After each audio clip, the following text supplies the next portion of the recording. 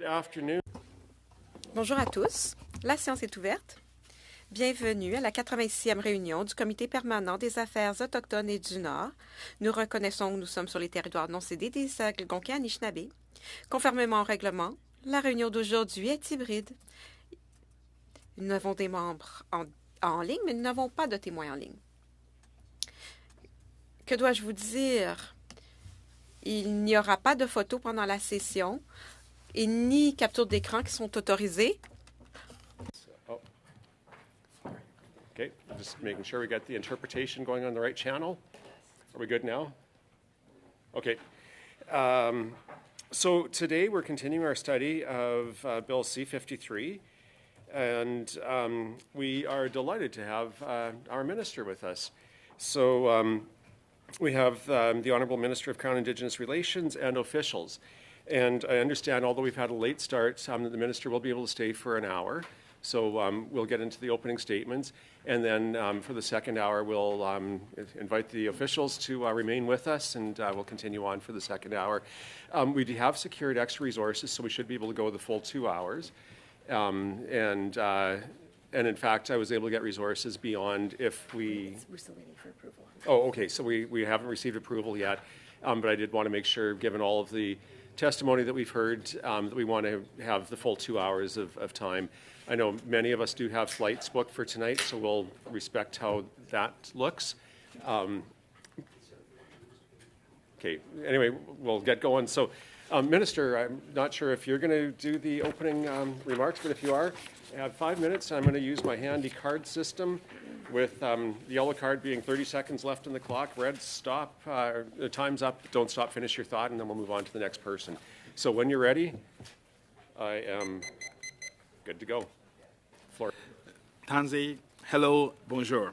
I'm here today on the unceded traditional territory of the Anishinaabe Algonquin people to speak about the proposed legislation to recognize the Métis Nation of Alberta, Métis Nation of Ontario, and the Métis Nation Saskatchewan, and their right to self-governance. C'est la première fois que This is the first time that I have come before this committee in my new role. I want to thank you for all the work that you have done on this bill, and I look forward to working with you all in the future. Before I proceed, let me thank all of you. I've been on this committee for many years, and I miss the collegiality and the cooperation this committee offered. And I want to thank each and every one of you for the work that you do. I want to speak today about the opportunity that is in front of us. This legislation is an opportunity to realize Métis visions for self-determination, where Métis self-governance rights are recognized in law. It is an opportunity to set right a long-standing wrong, when Canadian laws and governments failed generations of Métis. And it is an opportunity to work towards reconciliation based on nation-to-nation relationships. For centuries, the Métis have fought for their rights. They registered as non-profits and lobbied governments. They built their governance structures and institutions, and they turned to the courts to advance their legitimate rights and claims.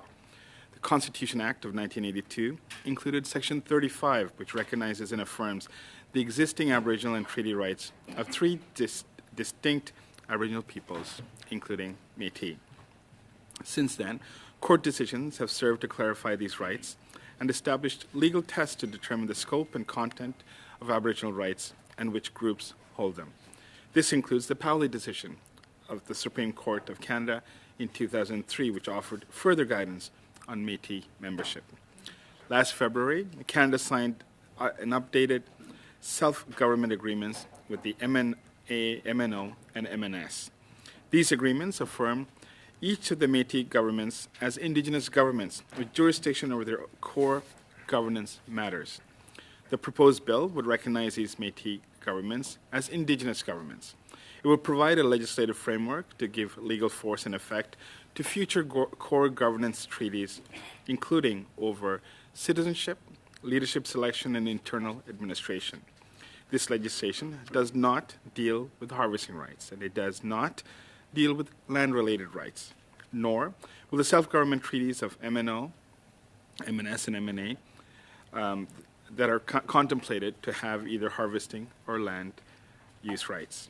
The proposed legislation would only impact those who have elected to be citizens of the Métis governments. And let me be clear, it does not affect the Section 35 rights of any other Indigenous group in any way.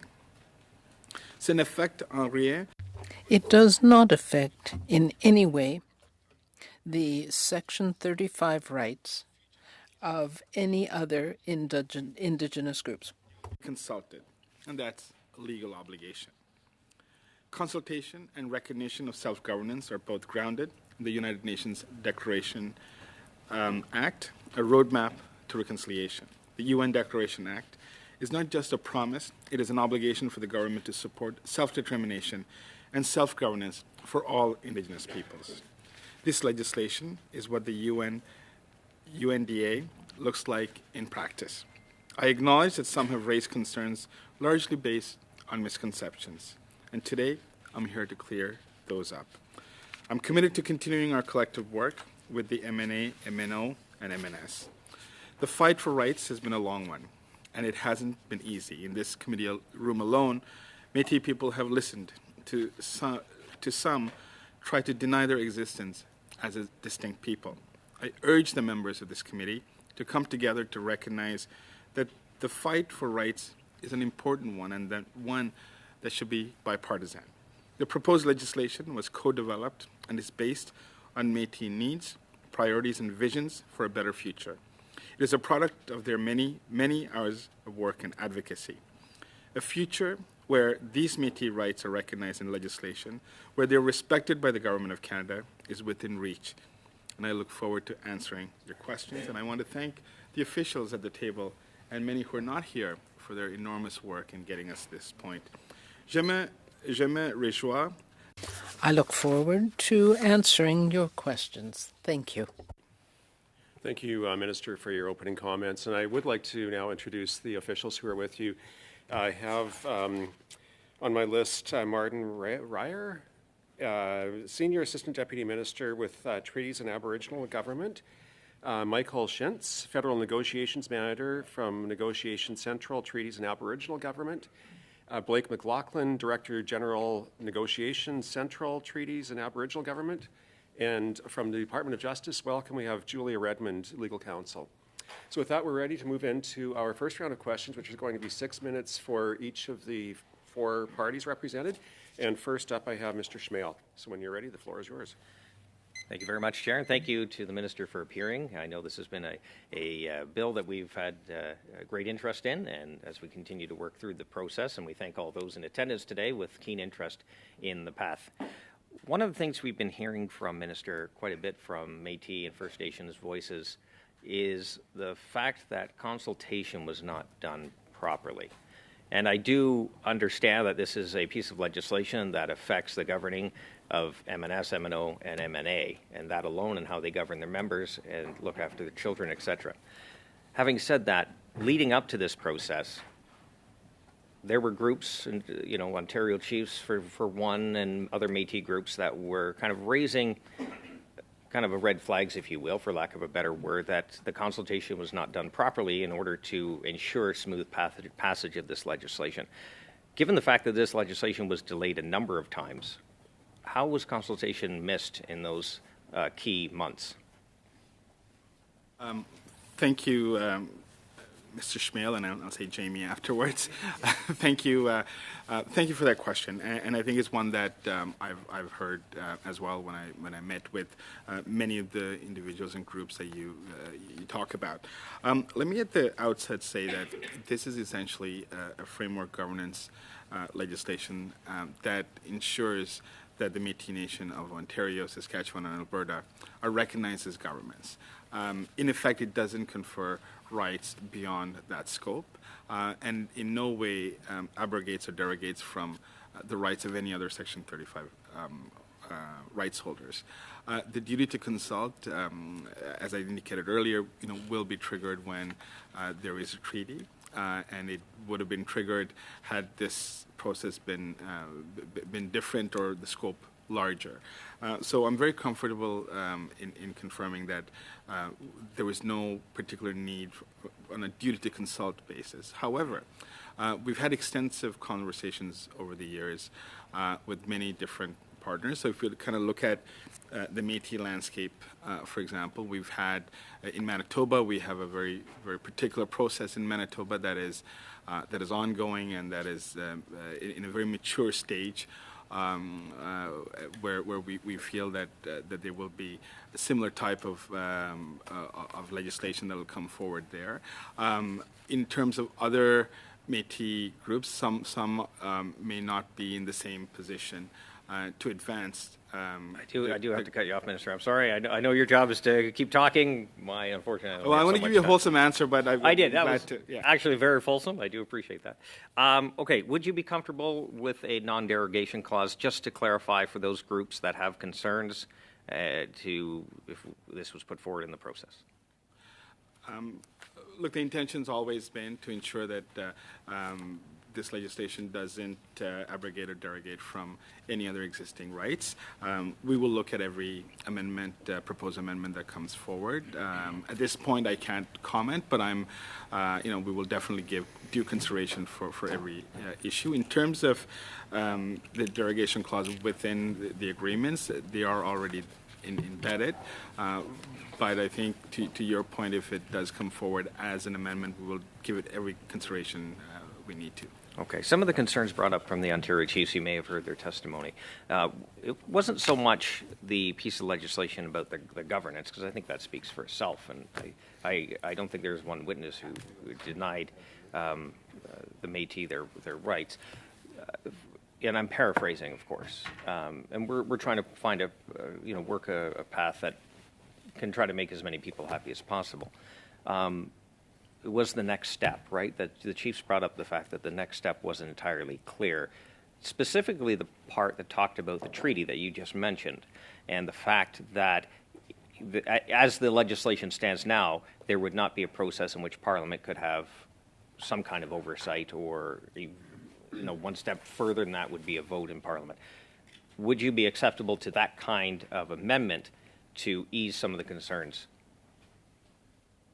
Again, I think in terms of amendments, I think my answer will be consistent in that respect, Jamie. Okay. So we will look at every amendment that's before us, and we will give it due consideration.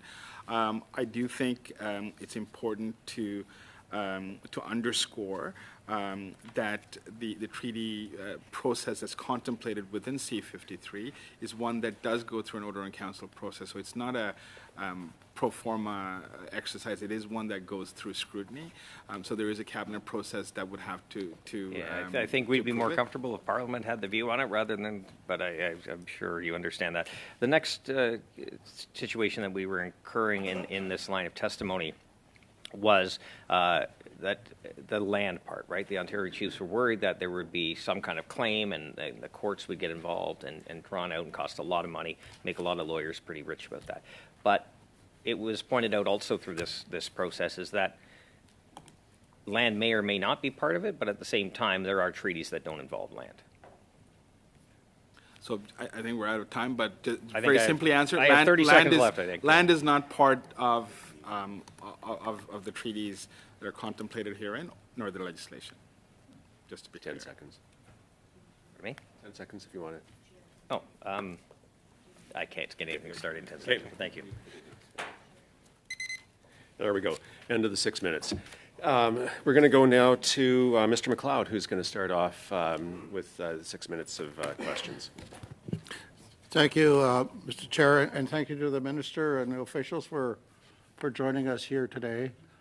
I think the Minister is aware that I'm Métis from Northwest Territories, and I've been involved with land claims and self-government negotiations since the 1970s, and we still haven't settled a claim yet. So I've had a long history with what's all involved when it comes to negotiations. And I think everybody's aware that the First Nations are required to keep a membership list. At least Indian Affairs keeps a membership list, and I believe it's the same with the Inuit. But when it comes to the Métis, there is no list. And with all three organizations, whether you're Métis, Inuit, or First Nations, if you're not on the list, it's hard to get on a list. So during the study, I listened with real interest as this committee was presented from many witnesses that talked about the importance of the enumeration process for Métis governments. And many talked about, the enumeration, parts of the enumeration talked about requirements for independent audits, and some mentioned that this is the strictest enrollment in Canada. This process is one of the toughest ones to go through because you need a whole family history before you can get on the list. I want to ask the Minister if you could speak to the process used by the Government of Canada to ensure the integrity of the Métis government's membership lists. Thank you, Mr. McLeod, and I'll also call you Michael, if it's okay. Look, I think the Bill C-53 respects Métis self-determination with citizenship decisions falling under the authority of the Métis governments. This is aligned with the principles outlined in the Poly decision, which recognizes its significance in shaping the legal landscape for Métis rights. The test essentially, as set out in the Supreme Court, are as follows. First is self-identification as a member of the Métis community. Second, evidence of an ancestral connection to a historic Métis community. And three, demonstration of acceptance by the modern community whose continuity with the historic community provides the legal foundation for the right being claimed. Essentially, the registrars of the three provinces that we're talking about have gone through and reviewed its processes. In the case of Ontario, some 6,000 citizens who had incomplete records were removed from the list. So as a starting point, we're in a very vigorously assessed system that has identified the citizens of each of the provinces, and with the willing membership of those who want to be parts of these nations. And I'm very comfortable in confirming today that is the process that will continue. There is also an audit process that's independently undertaken, as well as a cross-reference to registrars that are held by the federal government to, for example, if somebody is identified under the Act, under the Indian Act, for example, they would be cross-referenced. So there's a very rigorous process that does enable these governments to determine their citizenship and to ensure that there's continuous scrutiny of who is and who is not a member. In the Northwest Territories, we have, I think, 15 tables that include land claim and self-government negotiations. Some are strictly land claim, some are self-government, and some include the Métis, some include the Dene or the First Nations, some are with the Inuit communities, some are joint. We have, in the Dehcho, for example, we have the First Nations and the Métis negotiating a land claim together and self-governance together. Can you speak to how different Indigenous governments can pursue their inherent right to self-determination in overlapping areas without reducing the rights of others? Look, many parts of Canada have overlapping claims, and I think that we have been able to, at tables, resolve many that may be in conflict, and I've seen a number of ones very recently where we've been able to do that. So it's about engaging in the spirit of partnership and in the spirit of reconciliation with different communities and nations and distinct groups to ensure that we have a fair resolution. It is rooted in history. There's deep history in many parts across the country, but particularly when we talk about landscapes that are often a result of overlaying claims.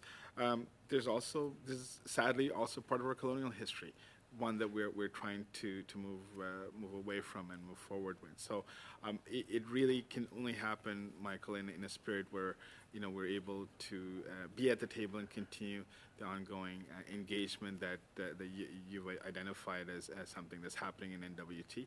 I sometimes and oftentimes recognize sometimes there are frustrations in delays, but nevertheless, I think the delays are also to ensure that we get to the right results. Thank you. All right. Bonjour, Madame Gill. Vous avez 6 minutes. Ms. Gill, you have 6 minutes, please. Thank you. I'm sorry, I didn't hear what you said. Do I have the floor? Thank you, Mr. Chairman. I would like to thank the minister and congratulate him for his appointment. And I listened carefully to his opening remarks. I know that this committee works very collaboratively, and this is the way that we can move forward on all issues that come before the committee, including Bill C-53.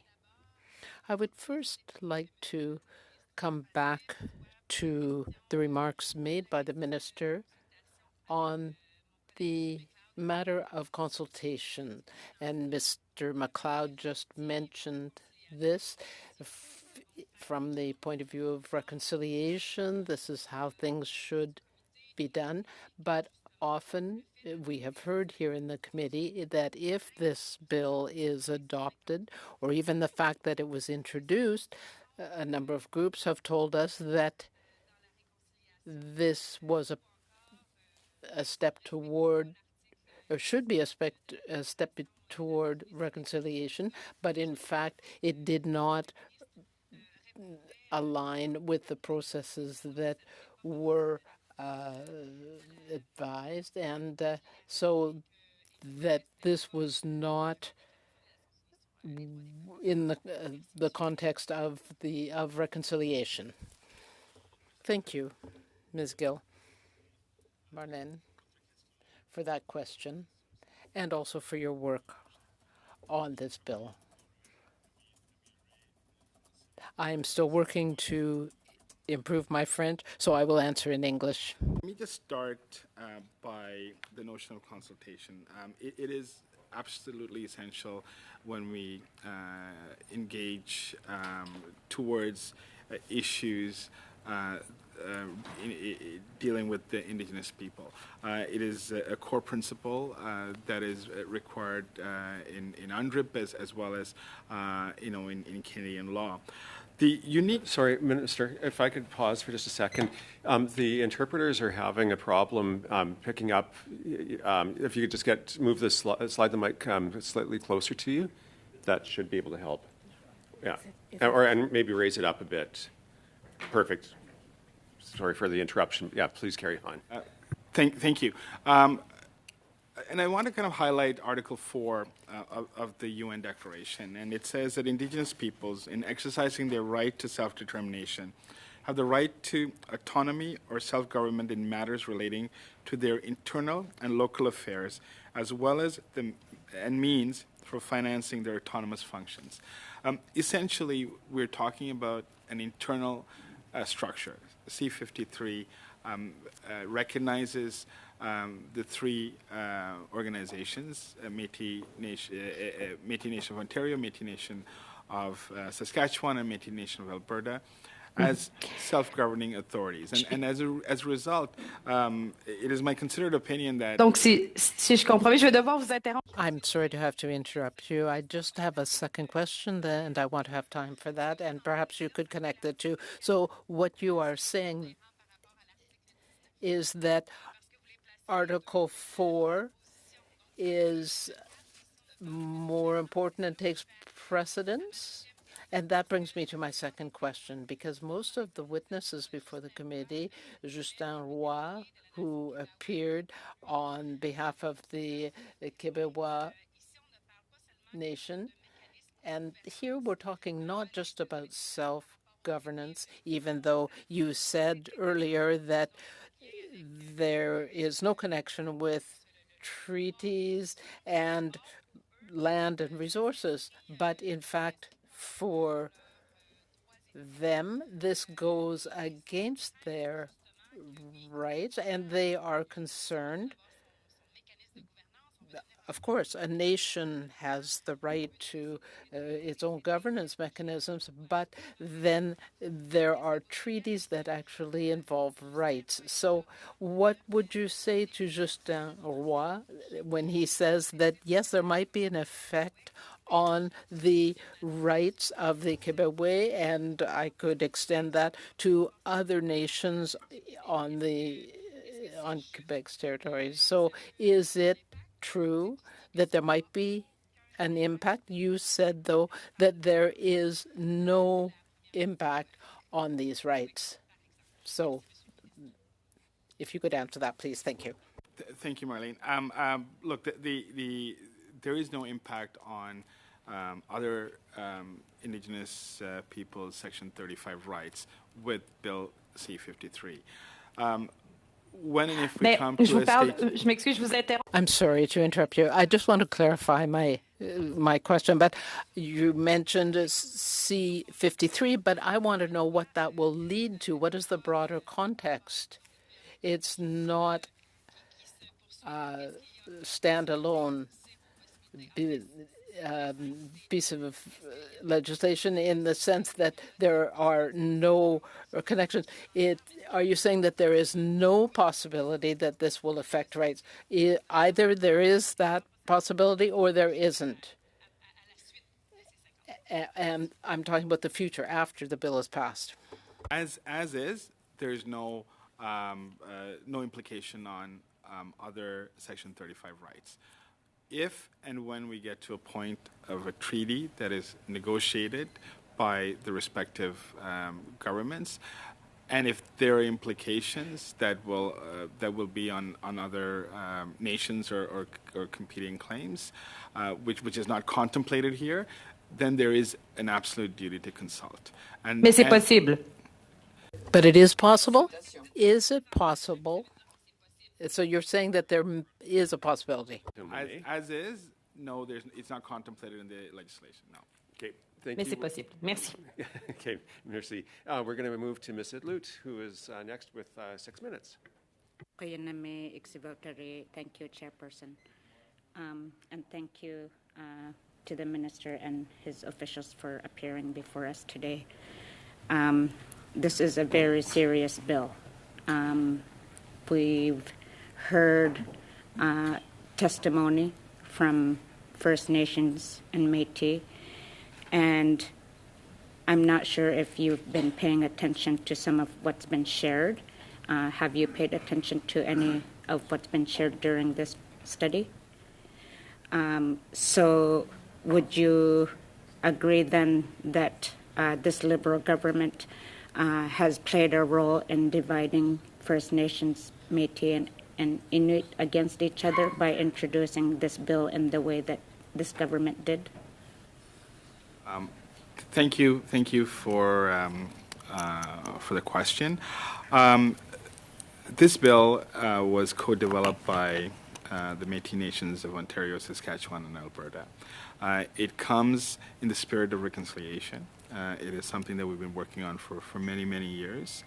And essentially it recognizes the governing structures of these three communities. Asking you about what this Liberal government what this Liberal government has done to First Nations, Métis, and Inuit in introducing it in the way that it did. There are a lot of issues that governments in the past, and I would admit even our government, has reinforced colonialism. In this particular case, I don't believe so. I believe this is moving forward in the spirit of reconciliation with the sole objective of ensuring that an existing governance structure is codified into law, and that is what we're doing. It is in no way impacting the other distinctions-based groups that we have here. And I can assure you, Lori, and I think I can call you Lori if that's okay, that is not the intention. The intention is to ensure that we recognize in legislation what has been in practice for many, many decades.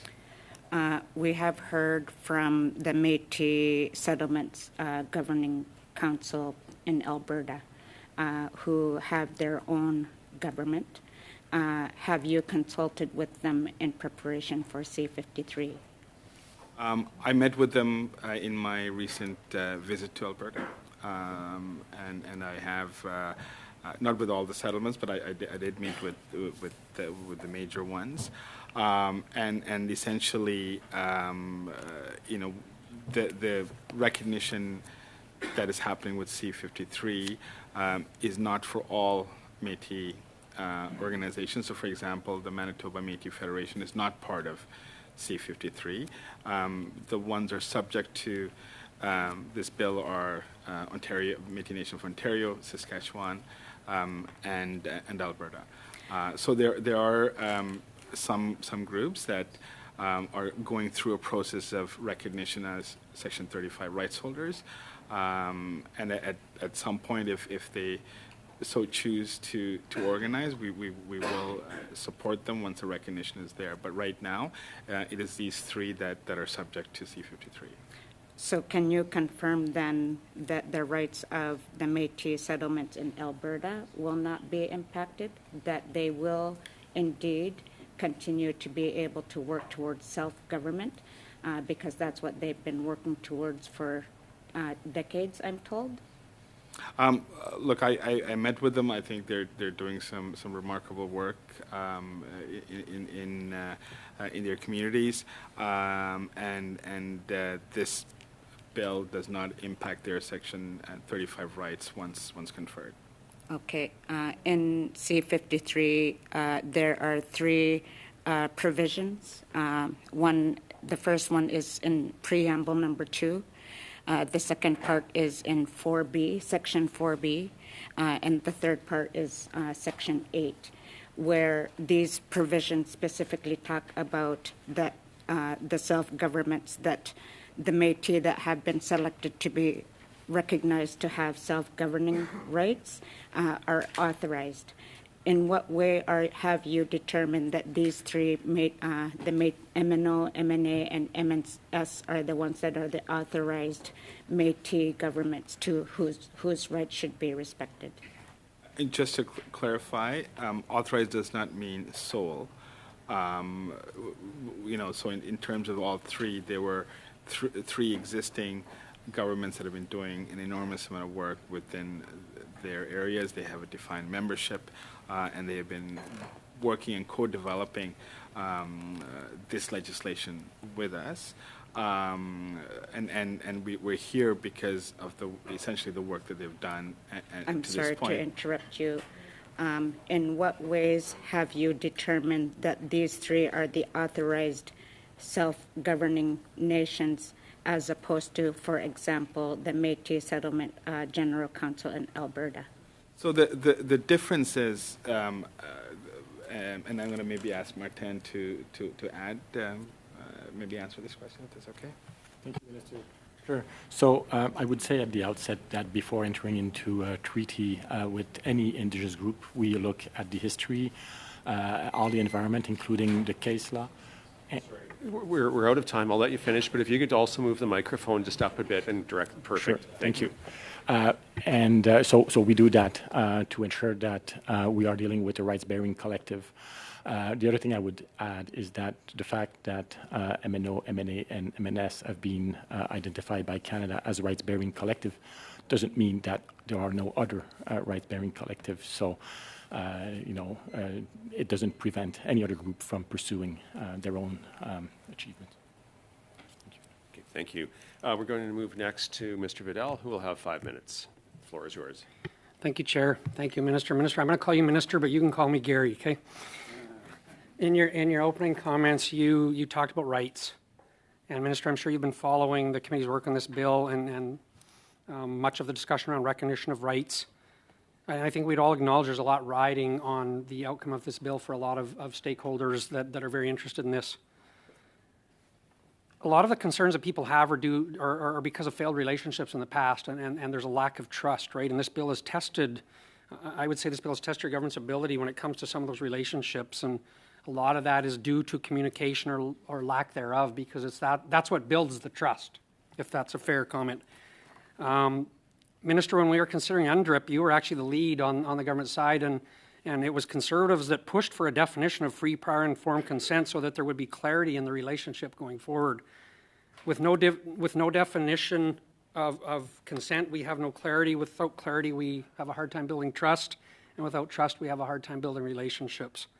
And I think that's one of the reasons this bill has become so contentious, in fairness. Frankly, Minister, this process has pitted one group of Indigenous people against others, and that's frustrating for all of us, I think. So can you just reconcile for me, in your comments or your answer to one of the other questions you talked about, there was no need for a duty to consult. Can you just clarify for me, maybe the discrepancy between the need and the desire to consult, and maybe how improved communication could have left us in a better place today? Thank you, Gary. Look, communication is always important, and I think my particular role requires enormous amount of communication, particularly listening. I hear, and I think all of us at this table can appreciate how much distrust there is. So anything that comes from government is from a perspective of distrust, and not from a position of trust. So I recognize and I acknowledge the concern that you put forward, and there's no doubt. Just to kind of backstep a little bit, in terms of this particular legislation, this was co-developed by, there's three distinct groups in Canada: First Nations, Inuit, and Métis. And in this particular case, this was co-developed by Métis, the three Métis groups that represent Ontario, Saskatchewan, and Alberta. Mr. Surratt, I don't want to be disrespectful, but I'm so limited in my time, and I know where you're going with this. We've had those conversations. Unfortunately, Gary, it's hard to give you a 30-second answer. So I know. I appreciate that. It's hard to ask a 30-second question too. So, but I do have just a short time, and I'm going to be honest with you. I promised the Métis Nation of Saskatchewan at the very first hearing that I would ask the minister why this took so long. And so I want to frame it just quickly for you a little bit. I mean, if you think about it, this process, I mean, I get they're going to tell me this started, decades ago, but officially this process started in 2018. There was a 2019 kind of draft agreement. We went on to some amendments and updates, and in February 23, there was a new updated agreement. This legislation was promised to be tabled in April, and then it was June, and then it was Monday, and then it was Wednesday, and finally it was Friday. There have been a substantial amount of delays for reasons that nobody has been able to get answers to. So as the minister responsible for this piece of legislation, can you clarify for this committee why all the delays, what took so long, what was going on at the time that left us really at the point where this was tabled on the very last day before we rose for summer?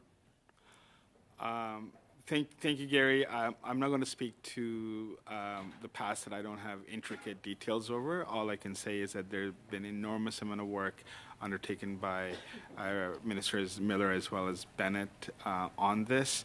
I personally have met with President McCallum in Saskatchewan many times, and I recognize the delay, and I recognize the frustrations and the delay. Having said that, we're here. Right, we're here. We're completing the study, from what I understand, and the next step, will be for amendments. So let's take the moment, let's capture the moment, and see how we can move this forward together. Thank you, Minister. I'm going to go back to communication for a second, and communication comes, or reconciliation comes with good communication. And one of the examples we saw lacking today is the fact that the Chiefs of Ontario are initiating this judicial review on the lack of consultation around the carbon tax. It's just another example. Can you just maybe speak again to the fact that, we need to sit and talk about these things, and there's been a lack of that, and acknowledge that maybe. Sorry, we are at the end of the time. I'll give you a brief couple of sentences, and then we need to move to the next. Look, of all the committees, I believe the INN committee has been the most collaborative, and for the right reason, because, this is not about politics, it's about moving forward. So I think in that spirit, Gary, I think it's important that, consultation needs to improve. I would acknowledge that at every level. And I think as we move forward on this particular legislation, I think the collaboration around the table here is important.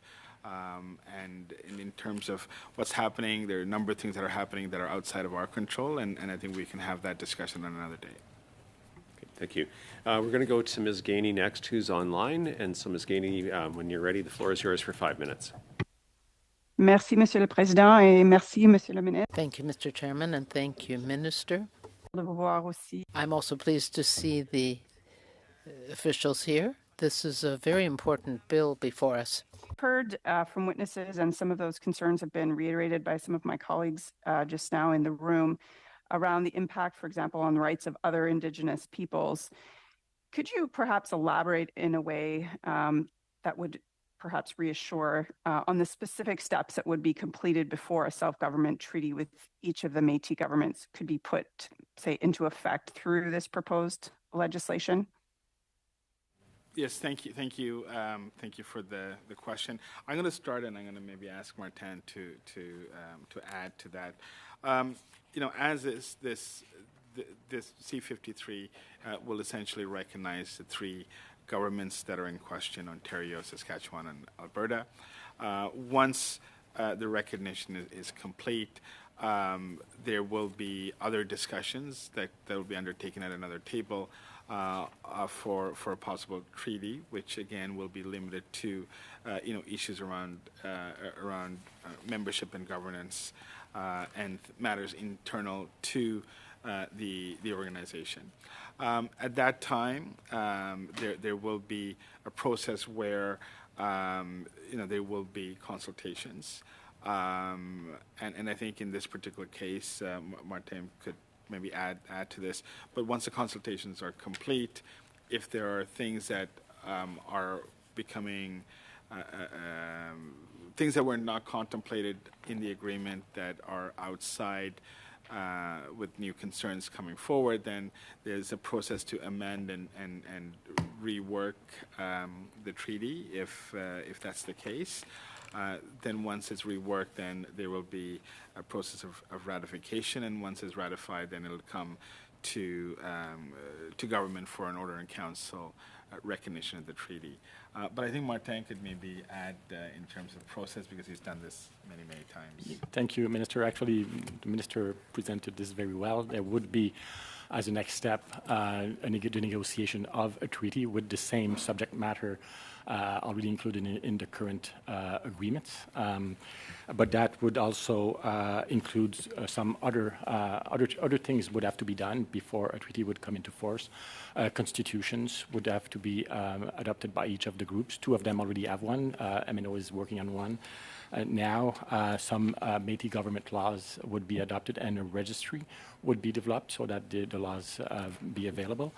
And there would be an implementation plan developed, and the fiscal relationship as well. There's an agreement that will be developed.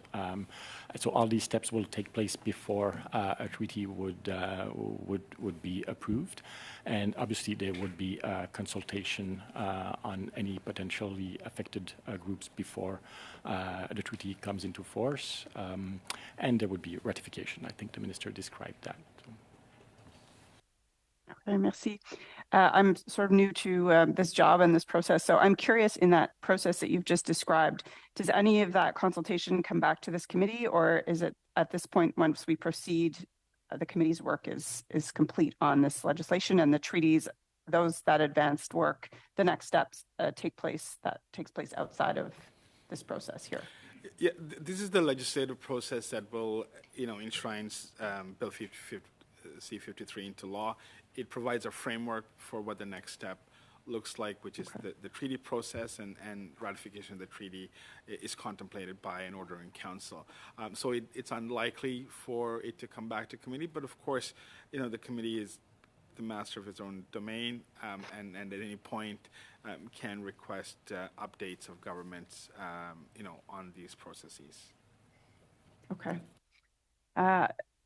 Mr. Chair, I don't have the timer going in front of me, so please. It's about and 40 I haven't seconds seen your left. card. 40 seconds. I guess I would ask if you had, with the other thing we heard come up a few times is the Pauli decision from 2003. Are there any insights you'd like to share with respect to Bill C-53, how it acknowledges or builds upon the significance of that decision? I know 30 seconds is probably not a lot of time for that, but I'll give you a chance. Merci. Look, maybe what I'll add to what I've already said is that this bill didn't come about very easily. It came after an enormous amount of work by the three nations in Ontario, Ontario, Saskatchewan, and Alberta, and it reflects the will that they have presented to us. Maybe I'll stop there. Sure, yeah, and somebody may want to pick that up in a further round of questions. We're going to go down to Madame Gill. If you're ready, Madame Gill, you have 2 minutes, 30 seconds. Merci, Monsieur le Président. Thank you, Mr. Chairman. I would like to come back to what I was saying before. The minister talked about trust, and I thank him for that because trust has to be earned with Métis, First Nations, and Inuit nations. For centuries, 5 centuries, Aboriginal people haven't had their say, and now they want to have a voice. We heard from a number of witnesses that, yes, reconciliation is the right way to go. There's a lot of talk about that. But we also need to agree about truth, as was mentioned by my colleague, Mr. Vidal, earlier. We need to have a proper process in order to earn trust. So I want to come back to my previous question. I didn't have a clear answer, for example, with respect to the Quebecois First Nation, which maintains that Bill C-53 opens the door to the possibility, and I want to insist on that word, I'm talking about not just the present, but also the future. So an unlimited time after the bill. Is there any possibility at all that there could be an impact on the rights of the Quebecois or other communities, whether they be Métis or First Nation? Thank you. I'm going to maybe ask Martin to answer this. Merci, Monsieur le Ministre. Et avec votre permission, Monsieur le Président, je vais répondre en français. With your permission, Minister, I will answer in question. Our relationship with our Aboriginal partners is very dynamic, and we are working as well. I'm sorry, I don't have much time, but if you could just say yes or no. Is there any possibility that there might be an effect on the rights of other First Nations or Métis nations if we adopt this legislation? No, not immediately. No, I'm talking about the future. There will be consultations. If a treaty is changed in any way so as to affect the rights, can you just say, are you saying yes? Are you saying there is a possibility? There is no possibility, or is there one? And I know, and we are out of time, so I'll ask for a brief Merci, response. Monsieur le Président. Yeah, thank you. Regarding land of the Quebecois, well, if any jurisdiction regarding land was given to the Métis, and if there was overlap, then there could be that possibility, and there would be consultations. Thank you. Great, thank you. And I should have mentioned it during my introduction comments, but this was raised in the House today, and I'd like to remind everybody that we do have 2 official languages in Canada, and we're allowed and encouraged to use either, whatever one is your language of choice. And that's why we have our excellent staff with us, our interpreters. So, yeah, converse in either, and just wanted to make that clear. We're now going to go to Ms. Idlut, who has her 2.5 minutes in this round. Going back to the concerns that have been raised by First Nations, especially in Ontario, they, having had treaties for years, generations, feel that they've not had an opportunity to be heard by this government. How does this government plan to alleviate the concerns of First Nations in Ontario regarding the Métis Nation of Ontario? Look, I have met with the Métis Nation. First Chiefs of Ontario. I spoke at their AGM last week. I met with a number of chiefs individually. I've met chiefs in smaller groups. I have listened to them intently in terms of their concerns. The concerns that are laid out are not what is in the bill, and the assurance that I can give them today, and the assurance I can give you, Laurie, is that C-53 is essentially a recognition of the governance of the Métis of Ontario. It does not in any way deal with harvesting rights. It does not deal with land rights. The treaties contemplated by Bill 53, again, does not contemplate either land or harvesting rights. Mm-hmm. I don't know how else to give that assurance. It is simply, it's in the language of the text. When you met with them, did they respond to you that they felt reassured? They're frustrated, and I recognize the frustration, right? And I'm what we're trying to do here is to ensure that the Métis nations, the 3 of them in question, who have long not been recognized, are recognized through a self-governance process, and that is what we're trying to do. We're not trying to do anything beyond that, and I think it's a basic principle of both the UN Declaration as well as I think of any people. In other words, they don't feel reassured. It is a look. I think there are times when we can, we need to do more work. Let me put it that way. Okay, thank you. We're out of time. We're going to go in this round, 2 5-minute questions left, and I'm going to start with Mr. Schmale. So when you're ready, the floor is yours. Okay. Thank you very much, Chair, and appreciate the additional opportunity to chat with the Minister. Minister, I think Mr. McLeod brought it up too, but just on the clarity around membership is something that has come up a few times in the conversation about this bill and what comes next. You spoke about it a little bit, but I just really want to drill down into potentially easing some of the concerns in some of these groups around that membership. What safeguards or what strategy is being put in place to ensure that the membership does hold up to any potential scrutiny? So the membership right now, the way it is undertaken is there's an application process. They have to meet the test, the Pauli test. So in terms of ensuring that the principles are, as outlined in Pauli, are satisfied, and then once the registrar in each of the provinces, what they will do is there is a third-party validation process where they will go to make sure that those who are admitted as members are validated and in accordance to the Pauli decision.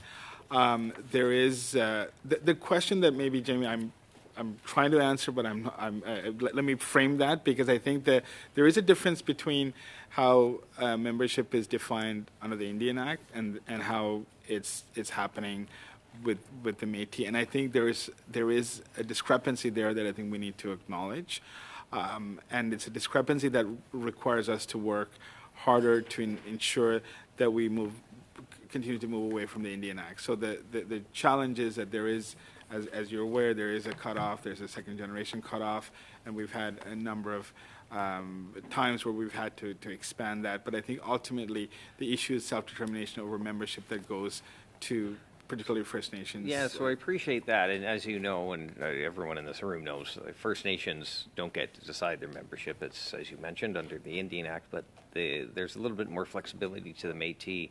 Again, I'm looking for those safeguards in place. I know we have Powerly and other guidelines, and that is followed, but we've heard from Métis organizations, we heard from the chiefs and many other First Nations that are looking for kind of that solid kind of guardrails, if you will, for lack of a better word, about the membership. Yeah, and this is where the review process is important. Like, there is a review process. There's also a cross-checking with the registrar in terms of the Indian Act to make sure that there's no duplication. And ultimately, if somebody meets all those requirements and they're admitted as members, I think that the question that we need to address in the future and with urgency is the issue of broader issues of definition under the Act that precludes some people from being members of certain communities, and I think that's work that we still need to do, which is important, and I acknowledge it, and I think it's something that we need to.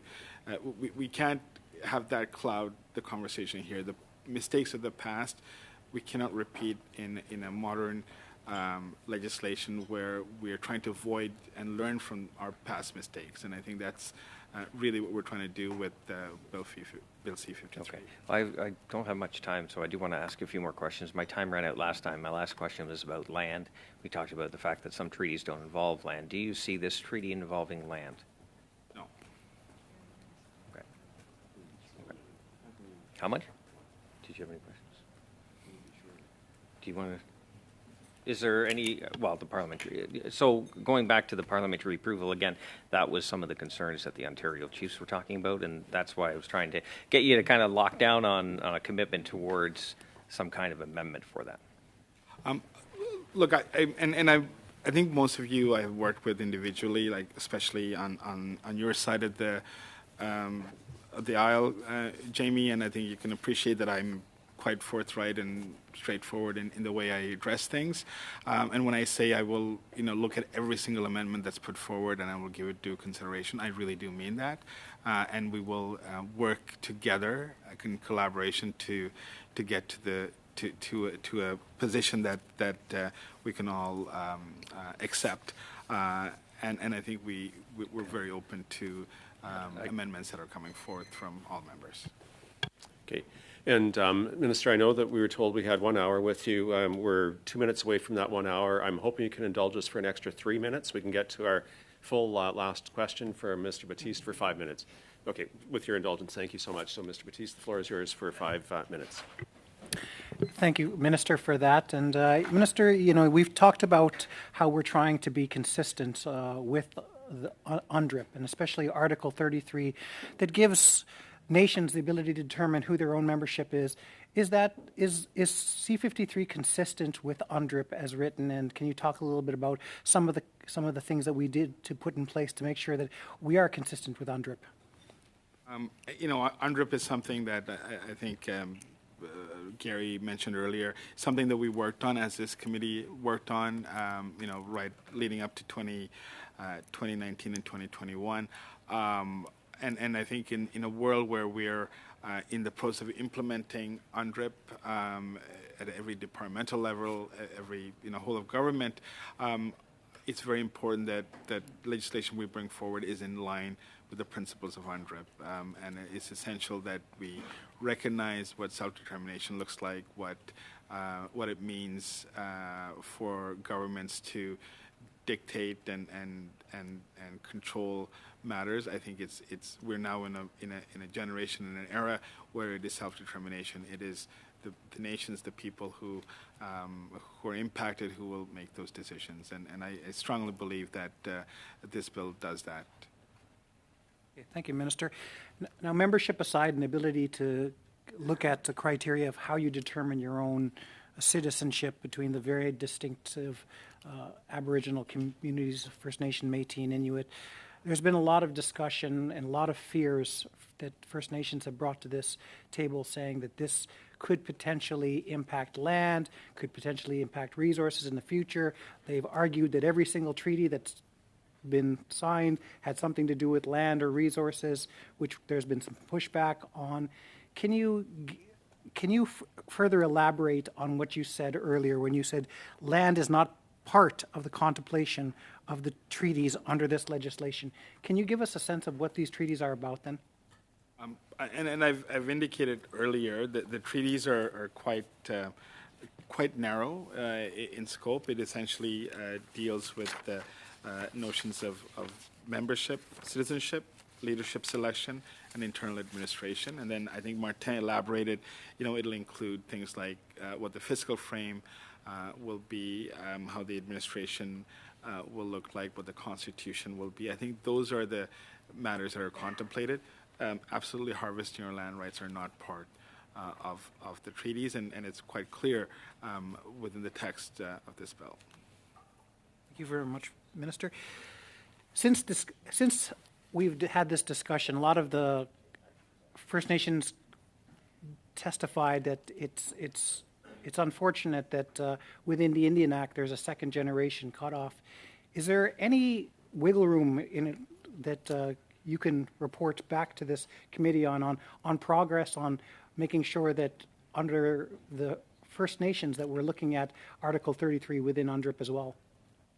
And I understand Minister Haidu has already started a consultation in that regard, and I think that will be very instructive for us as we move forward. I was part of, I think, the S6 a number of years ago where we expanded, and I heard from a range of people, and the final message, I think, for us was, look, we need to control our membership. We need to be able to define who our citizens are, who our members are. It's not up to the federal government to be dictating that, and especially given the history, I think the consultations will be very instructive in terms of how we move forward. Thank you. Good. Awesome. Okay, well, thank you, Minister. That concludes our first hour. Just so the members know, we're not going to be starting a fresh second round. We're going to do continuations. We'll get into the third round, fourth round, and those are 5 minutes, 5 minutes, 2.5, 2.5, 5, 5. And that's the sequence we'll go through until we get to the end. But I will suspend very briefly, so anybody who wants to thank the minister can. I will replenish my tea, and then we will resume right back into the meeting. So I'd ask those online to not go away. We will be back in just a minute or two. But for the moment, we're suspended.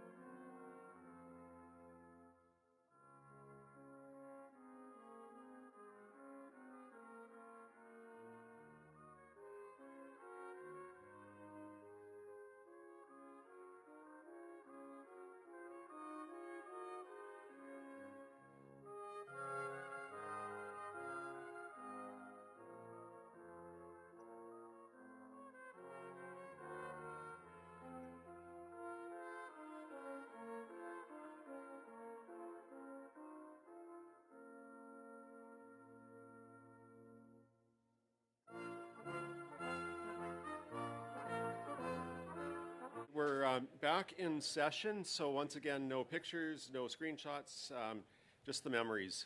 And we're going to carry on. I also neglected in my opening comments to welcome everybody who's joining us here today. It's great to see a very full audience, and so thank you for making time. And I know many of you have been here often, and it's great to see you. And Mr. Sadhu, thank you for joining us as well. Let's jump right into the second hour of our panel now, and I've committed we're going to we'll aim to end no later than 5:45, so we can get members off to their flights. So first off, we have Mr. Vidal, who has the floor for 5 minutes. It's going to be Mr. Mr. Schmale. Okay. Zimmer? Zimmer first, yeah. Okay, sorry, we'll change the sheet up. And Mr. Zimmer, you have the floor. Yeah, The, thank floor for 5 you, minutes. everybody. Thanks for the witnesses for being here. An article that came out today that we heard in the House from the National Post, Ontario Indigenous Group seeks judicial review of carbon tax. And the article goes on to say, Ontario Indigenous Group has launched a legal challenge against the Liberals' carbon tax, arguing it discriminates against people who live on reserve. Grand Chief Abram Benedict, who holds the group's environment portfolio, is also Grand Chief of Akwesasne. Quote, the government has boasted that Canadians will pay a carbon tax, but through the rebates, through the subsidies, they will actually receive more than they have paid. That doesn't ring true in First Nations communities, he says. In the court filing, the group argues that the technologies like electric vehicles or heat pumps are not only unavailable, but unworkable in many Indigenous communities. Benedict said his group has been talking to the government about changes to the carbon tax regime for some Mr. Zimmer, time. sorry, I'm going to stop the clock for a second. I just do want to say that it is important that we make the questions relevant. Yeah, it's coming. Okay, Yep. so I will restart the clock, but just wanted to make sure that we were on Yep. C-53. Just about there. Benedict said his group has been talking to the government about changes to the carbon tax regime for some time, but negotiations were going nowhere with officials offering nothing. He said the group doesn't want to be talking about the issue or taking the issue to court, but the government left them no choice. And the reason why we brought the motion forward last week. With this important development today, I would like to move to resume debate on my motion November 7th that states that pursuant to Standing Order 1082, given that the Ontario Grand Chief Abram Benedict of the Akwesasne First Nation says the carbon tax is an unfair policy for Indigenous communities, that the committee undertake a study of 5 meetings to examine the impact of carbon tax on First Nations, Inuit and Métis communities across Canada, that the Minister of Crown Indigenous Relations and the Minister of Indigenous Services appear, and that the committee seek additional resources in order to accommodate these meetings. I've spoken with Ms. Gill about an amendment that she wants to put forward. She might want to speak to that now. Mr. Chair. Yeah, and to your point, the motion is in order, and so we will, the clock's still running, but we will dispense with this motion. And but I do have a speaking list already. Mr. Batiste put up his hand, and then Madame Gill, if you would like, I can get you on my speaking list next. If committee has decided that we're going to go into committee business, it might be preferable to go in camera to discuss if the Conservatives are done. And I think that it's important for us to have. It takes too much time, and we brought it forward in public before. So, Mr. Batiste has the floor, so we'll hear him out, and then we'll go to Madame Gill. Well, I'm hearing not a lot of support to go Merci, in Monsieur le camera. Président. Je suis d'accord avec... Oh, je m'excuse. Just wait. Je pense que 1 Monsieur minute. I'm sorry, I thought it was my turn. Madame Gill. You can finish. Okay. Well, then, if we, I would like to, I do want to get to the technicians on C-53, so I'd ask that we adjourn debate on this. Okay, with the motion to adjourn debate, then we need to vote on that. So we'll call the question and see what the results are. And that would, the results would be to park it. Well, the question's being put, so I need to ask the clerk then to call the vote. point of order, Mr. Chair. Mr. Zimmer, on a point of order? To adjourn debate isn't in order. We are to go straight to the vote on the actual motion. No, the adjourned debate, I'll consult with the clerk. My understanding is that becomes as a dilatory motion, that it needs to be dispensed with. and would override the vote on the motion. Let me clarify.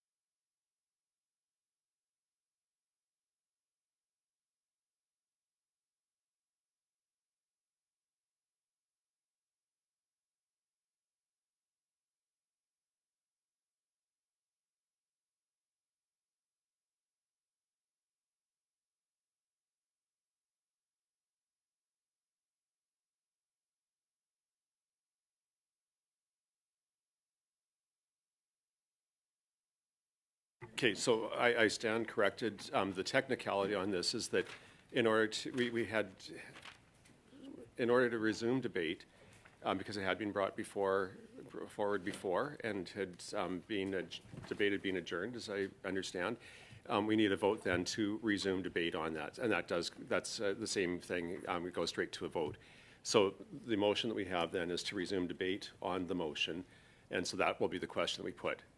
So if we vote in favor, then the debate continues. Yeah, exactly. And if it's voted against, then it still sits suspended. Okay, so I'll get our clerk to lead the calling of the vote. If we want recorded.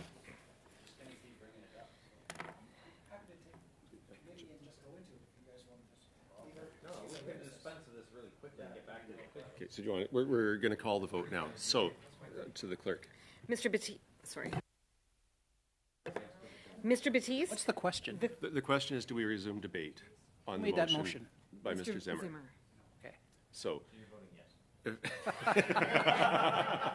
Okay. And I'm not going to give any clues here, but that Well, might be I will be voting no to resuming debate out of respect for on the motion. What did you vote? No to resume debate. Mr. Carr? No. Ms. Gainey? No. Mr. McLeod? Mr. Sidhu? No. Mr. Schmale? In favor. Mr. Vidal? Yes. Mr. Viersen? Yes. Mr. Zimmer? Yes. Madame Gill? Pour les mêmes raisons que M. Baptiste, non. For the same reason as Mr. Baptiste, no. Ms. Idlout? What are we voting on? Whether we're resuming debate on Mr. Zimmer's motion. To talk about the motion? Yeah. Okay, I vote yes.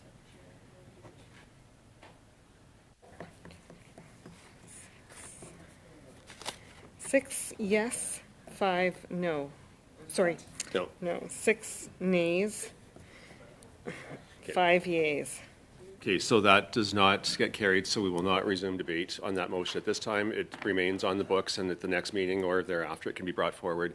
So with that, we have exhausted the 5 minutes on Mr. Zimmer's clock, and we've had that discussion before, so we'll now move to the next person. I have Mr. McLeod next on the list for 5 minutes of questions.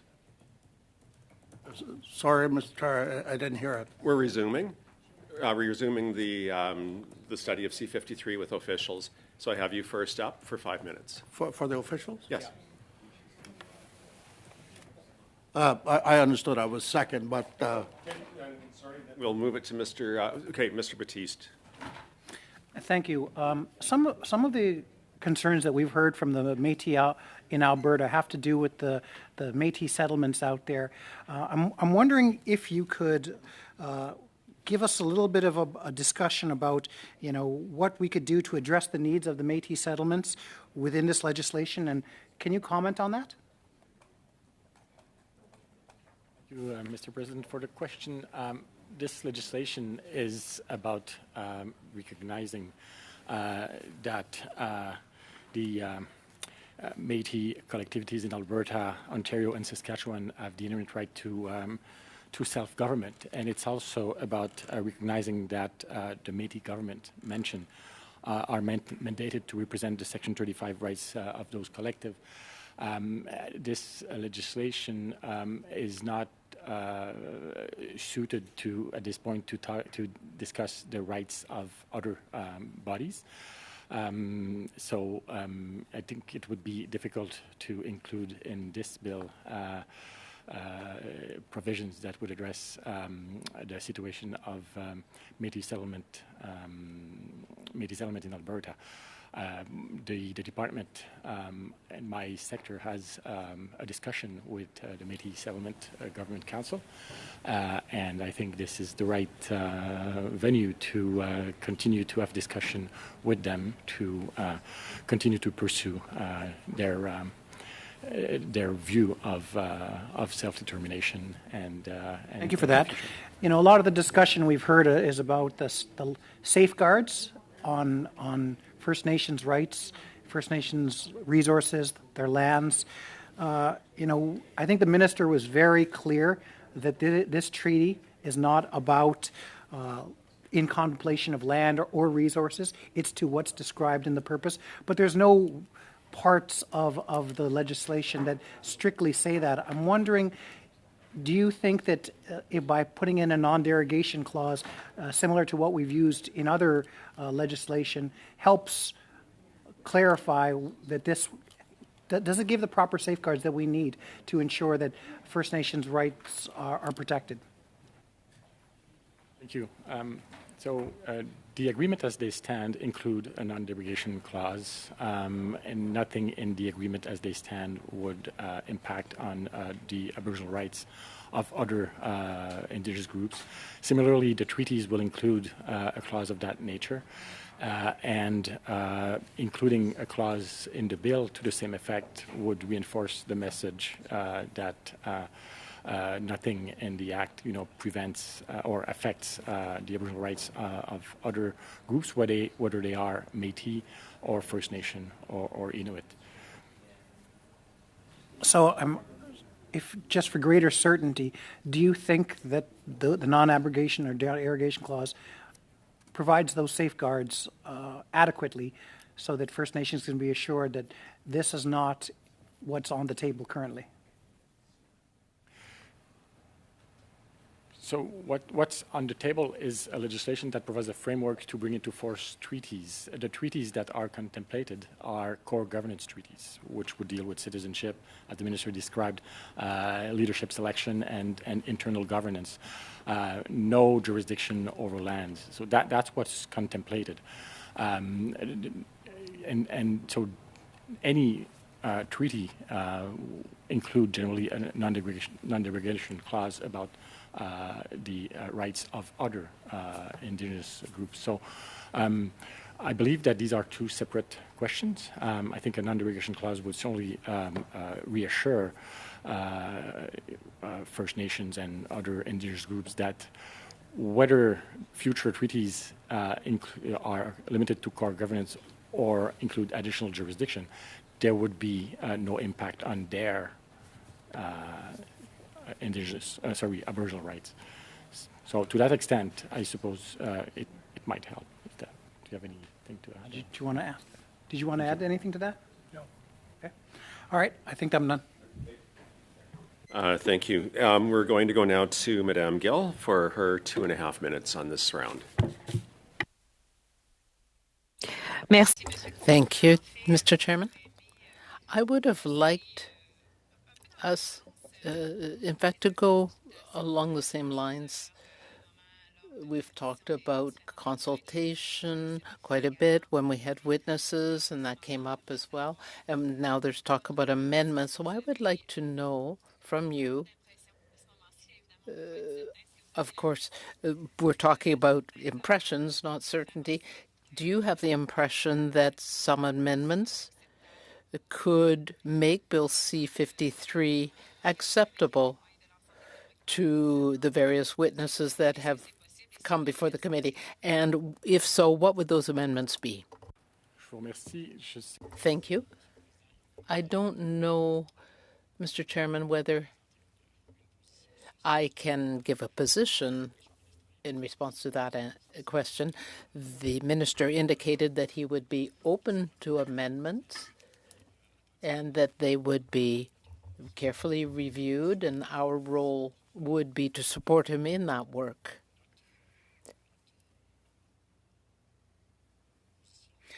Our position as officials is that the bill, as introduced, does meet the objectives that are sought, which is to protect the inherent rights of Métis in Alberta, Saskatchewan, and Ontario, of these groups, and it gives them Section 35 rights. It provides a mechanism to lead to treaties. Thank you. I understand your situation, and you can certainly understand mine. I would like to have ways to make sure that this is acceptable to everyone. So those are all the questions I have. Thank you. Okay, thank you. We're moving right along, so now we'll go to Ms. Idlut for your 2.5 minutes. Thank you, Chairperson. I wonder if you could very quickly explain the connection with the enabling legislation of C-53 to the Métis Nation, the self-government agreements between the three provincial nations. Like, how does that connection work? Thank you for the question. So the connection between the legislation and the agreement is that on the basis of the current agreement, Canada and these organizations will negotiate treaties that will deal with the same elements of the agreement, and the legislation provides a framework that will allow for the adoption of these treaties. So that's a main component of the bill, and so that's the interplay. Okay. So, for just as an example, 15.04 in the I don't know which agreement this one is with the MNO talks about if a court of competent jurisdiction finally determines that the Aboriginal people, other than the Métis communities represented by the MNO, have rights under Section 35 of the Constitution Act 1982 that are adversely affected by a provision of this agreement.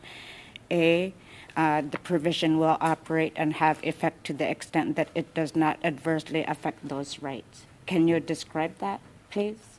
Yes. So, and I will invite others to provide additional details, but my understanding of that clause would be that it would provide for what we would call a reading down of the agreement to make sure that no rights are actually affected. Is that essentially? Yeah, thank you. Okay. Is that clear enough? Yeah, is that okay? Okay.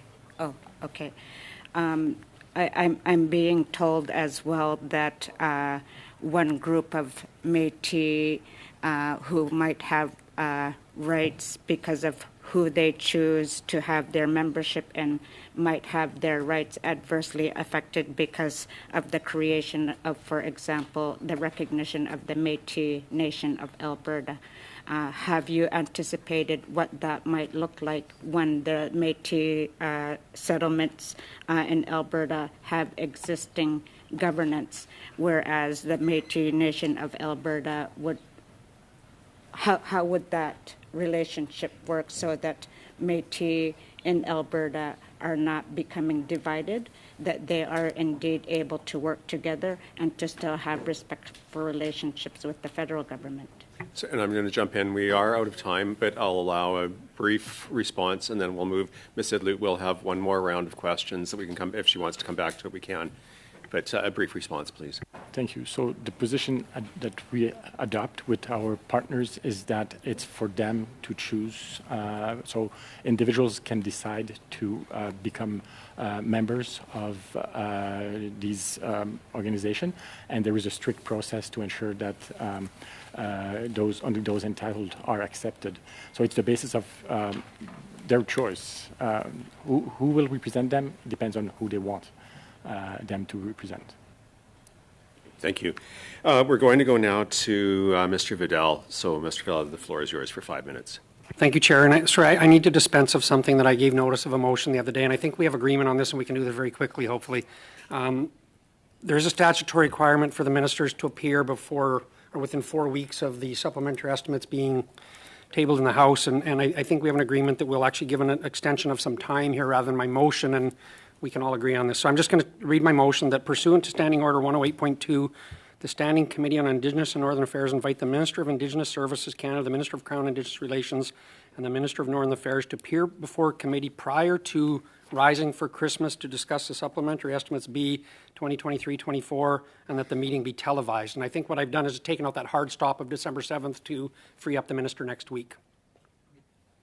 Okay, so we'll call the vote on that. Or is there any discussion? Or right into the vote? Okay, we'll call the vote. All in favor? And wait for our people on screen. On favor, Anna? In favor? Anyone opposed? Okay, that's carried. And you still have 4 minutes on the clock. Thank you, Chair. I'll defer the rest of my time over to Mr. Schmill. Okay, thank you, Chair, and thank you, Gary. Thank you, officials. Just a point of clarification that we're just working through and was brought up a few times in the testimony over the past few weeks. It's what changes once this legislation passes, given the fact that C-92 is already an avenue for Métis governments to have control over their child and family services. So the question came up a few times. What changes?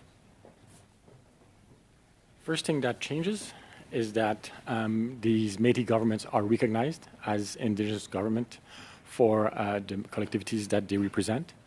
And obviously, the Act also recognizes the inherent right of these collectivities. And secondly, there is a process that is in place for future approval of treaties.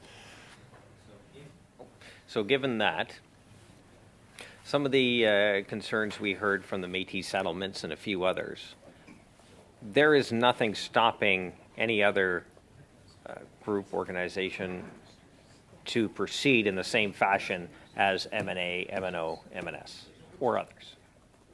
Is that correct? That's right. The approach we take is to sit down with our partners and co-develop with them an approach that is geared to achieving their vision of self-determination once we start discussion of that nature. So nothing in this bill would prevent, or in the eventual treaties, would prevent other groups to pursue a similar approach. I'm sure you've been following the committee quite regularly as we discuss this. The Ontario chiefs, or some of them that came in to testify, and I asked a similar question to the minister about the land issue that was brought up a few times in testimony.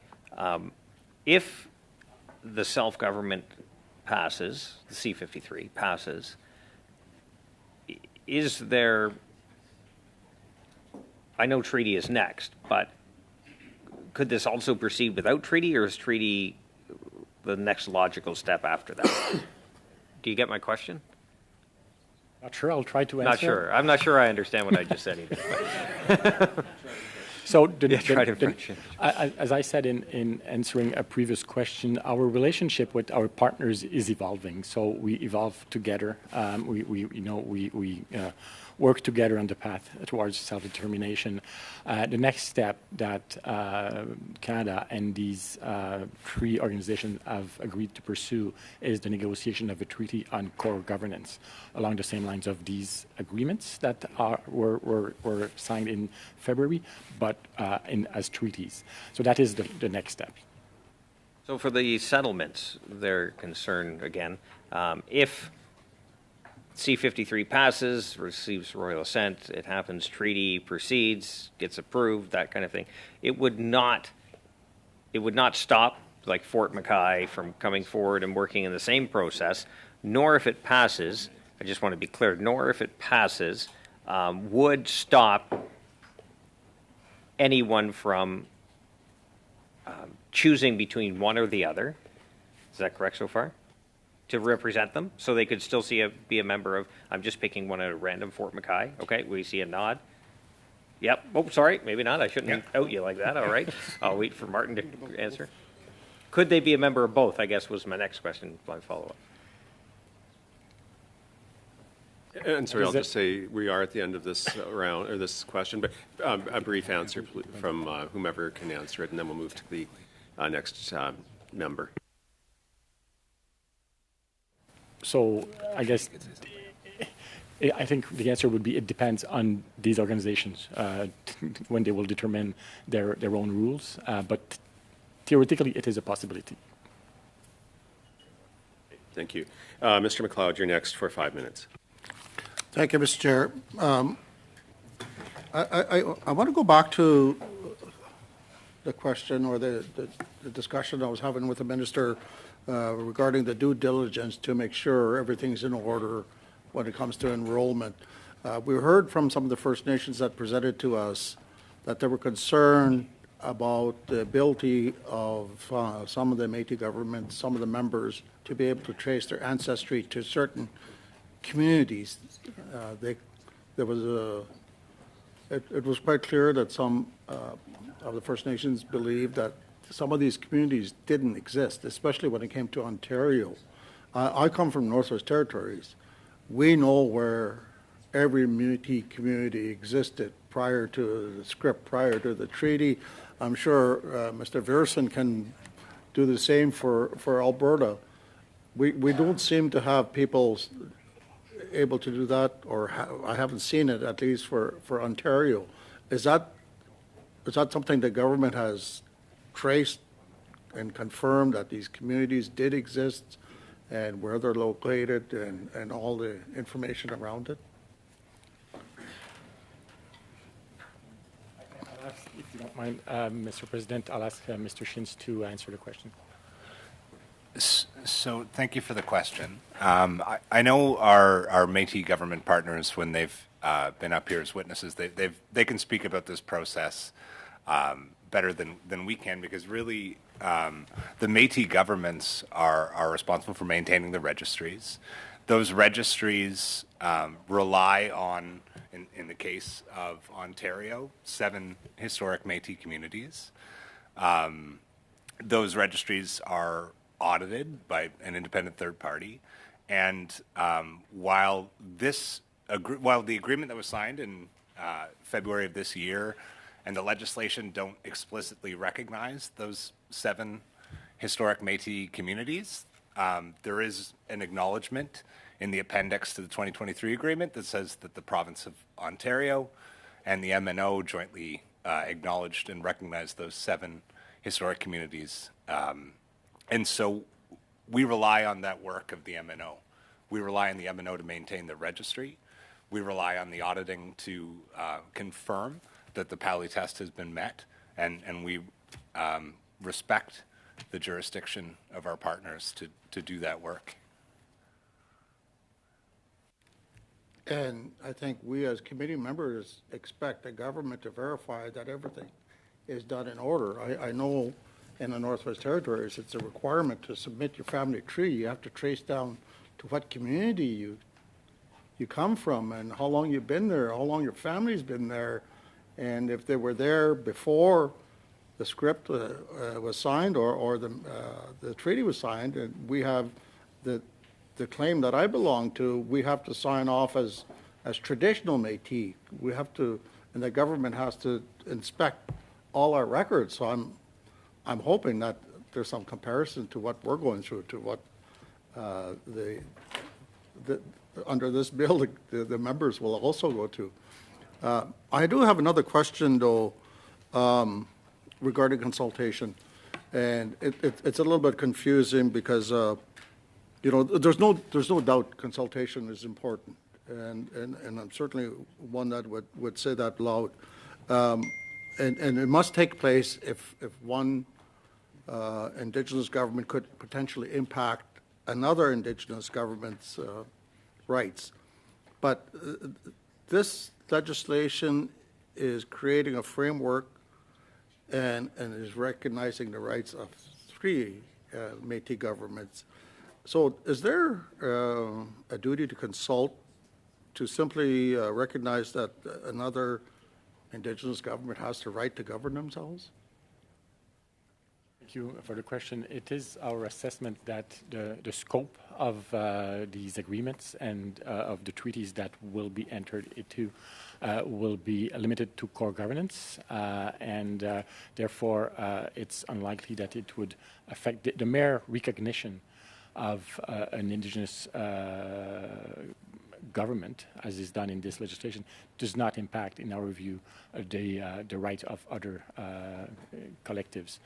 And if in the future the treaties have the potential to affect rights of other collectives, there will be a consultation on these treaties.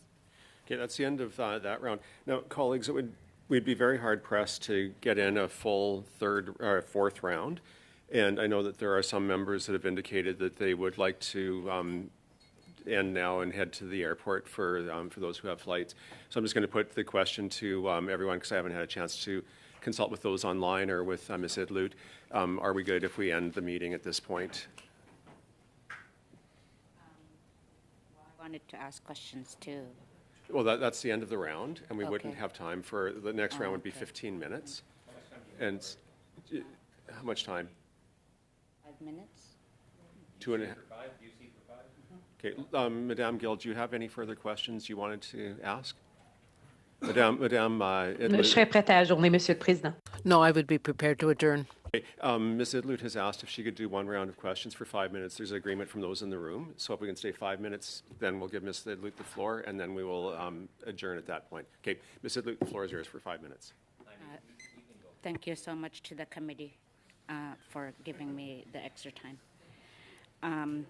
So we've been hearing concerns from witnesses about the Métis Nation of Ontario, specifically around membership, as was being asked, and the 6 historic communities that were recognized by the provincial government in 2017.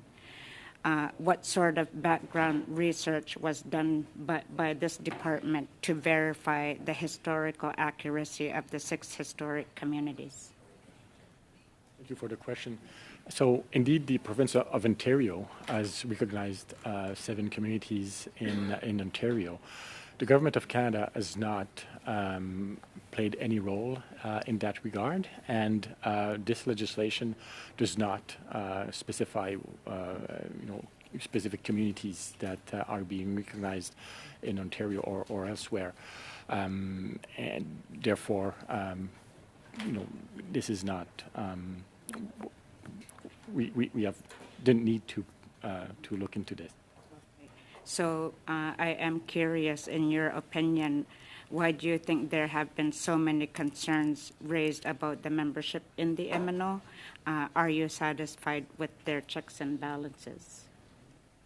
We know that the Métis of Ontario have done a lot of work on their registry, and they recently actually removed a large number of members from the registry pursuant to additional work. So to this point, we are satisfied that all these 3 organizations are doing thorough work to vet their membership, and we are reassured and that there will be verifiable.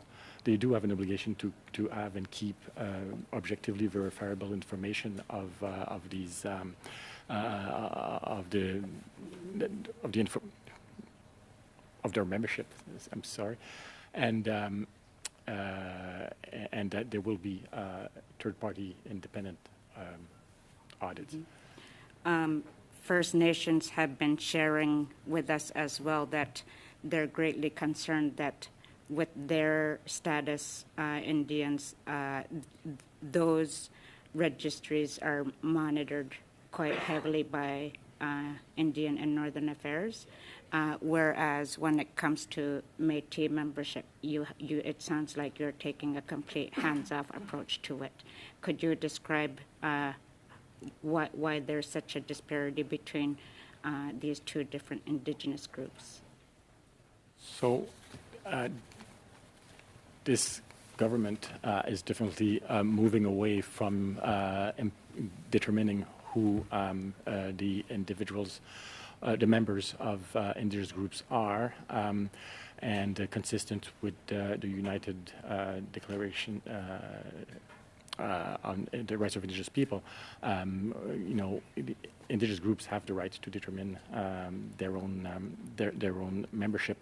It is not at this point an objective to follow what was done for the Indian registry. Rather, we are turning to a more I guess we are moving forward, under the basis of the declaration, and we respect self-determination. In the same way, self-governing First Nations have the ability, when they enter into a self-government agreement, to determine who their citizens are. In the same way, exactly. Under the Indian Act, obviously, they also have the ability to take over membership. But I do recognize that the Indian registry still exists. And in terms of registry, it is slightly different. But again, the standards that are applied to the creation of the Métis registry are stringent.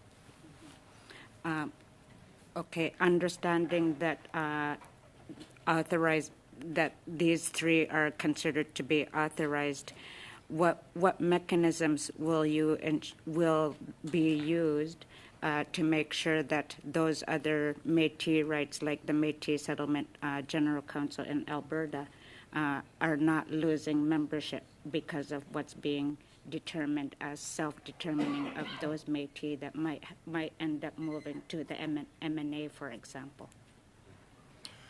So, do you have any? I can. Yeah, okay. I will ask Mr. Shins to answer that. Sure, and I'd say a brief response. We are at the end of the 5 minutes, so I'll let you conclude with this response, and then we'll adjourn. So I think there's two very important things. One is that I know there's ongoing dialogue between the MNA leadership and the Métis Settlements leadership, and that, of course, needs to continue. I think another important pillar for this is when the treaties are developed, and we've used the word consultation a lot, but what consultation really means is sitting down with groups whose rights might be adversely impacted, and if that's the Métis settlements, giving them an opportunity to dialogue with us about what aspects of that treaty might impact their rights, and if accommodation needs to be made in that treaty, having that dialogue both with our treaty partners and with other Indigenous governments. Thank you. That concludes our panel for today. So I'd like to thank the witnesses for being here for 2 hours, and probably beyond that with our delayed start today. So thank you for sharing your expertise. Colleagues, we'll be back here on Tuesday. I wish everybody safe travels and a good weekend. Meeting adjourned.